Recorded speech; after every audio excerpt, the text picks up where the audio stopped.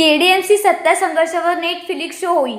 वरुण सरदेसाई गट नेता कार्यालयात उद्घाटना शक्ती प्रदर्शन. केडीएमसी निवडणुकीतील सत्ता, पैसा आणि दबावाच्या राजकारणावर टीका करत आमदार वरुण सरदेसाई यांनी या संघर्षावर नेटफ्लिक्स शो होऊ शकतो असा टोला लावला. शिवसेना उद्धव बाळासाहेब ठाकरे पक्षाचे गट नेते उमेश बोरगावकर यांच्या कार्यालयाच्या उद्घाटनावेळी ते बोलत होते. कार्यक्रमाच्या स्थानिक पदाधिकारी आणि शिवसैनिकांची मोठी उपस्थिती होती.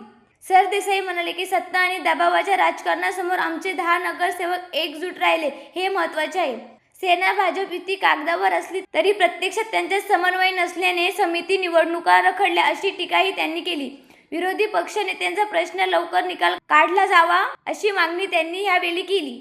विधान परिषद निवडणुकीच्या पार्श्वभूमीवर उद्धव ठाकरे यांनी नेतृत्व करावे अशी भूमिका त्यांनी मांडली. उमेदवारांचा अंतिम निर्णय उद्धव ठाकरे घेतील आणि महाविकास आघाडीत चर्चा करून अधिकृत नाव जाहीर होईल असे त्यांनी स्पष्ट केले.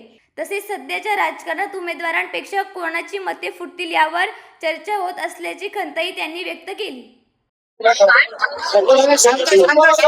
उद्धव ठाकरे साहेबांची नुकतीच विधान परिषदेची टर्म संपत आहे. त्यांनी आताच निवड सुद्धा गेल्या अधिवेशनामध्ये दिलेला आहे आणि त्यामुळे मला वाटतं कालच या निवडणुकीची घोषणा झालेली आहे. मी एक सामान्य कार्यकर्ता आहे आणि त्यामुळे ते तिकीट कोणाला मिळेल किंवा संधी कोणाला मिळेल, कोण उमेदवार होईल, हे सर्वस्वी अधिकार हे उद्धव ठाकरे साहेबांचे आहेत. अर्थातच ते ती घोषणा करत असताना महाविकास आघाडीच्या सर्व नेत्यांसोबत चर्चा होईल आणि मग त्या नावाची घोषणा होईल.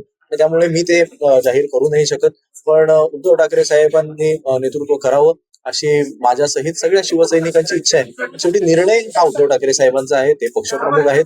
ते ज्या नावाची घोषणा करतील त्याचा आमचा सगळ्यांचा त्याला पाठिंबा असेल. पण ते उभे राहिले तर बिनविरोध येईल अशा चर्चा महायुतीमध्येही काही लोक उठतील अशा देखील चर्चेत काम. मला या संदर्भात मी काही बोलणार नाही, कारण सध्याचं राजकारण इतकं विचित्र झालेलं आहे की कुठलीही निवडणूक लागली की निवडणुकीचे उमेदवार कोणपेक्षा कोणाची मतं फुटणार यावर जास्त चर्चा होते. हे मला वाटतं अतिशय दुर्दैवी आहे. लोकांनी एकदा कौल दिल्याच्या नंतर जे कोण तिकडचे लोकप्रतिनिधी असतात त्यांनी स्वतःच्या पक्षाशी इमान राखला पाहिजे या मताचा मी आहे. आणि त्यामुळे कोण फुटेल कोण नाही याही पेक्षा मला वाटतं की आपण थोडा काळ थांबूया. महाविकास आघाडीच्या वतीने आणि आमच्या पक्षाच्या वतीने कोणाचं नाव पुढे येतं मला वाटतं आपल्या सगळ्यांना कळेल.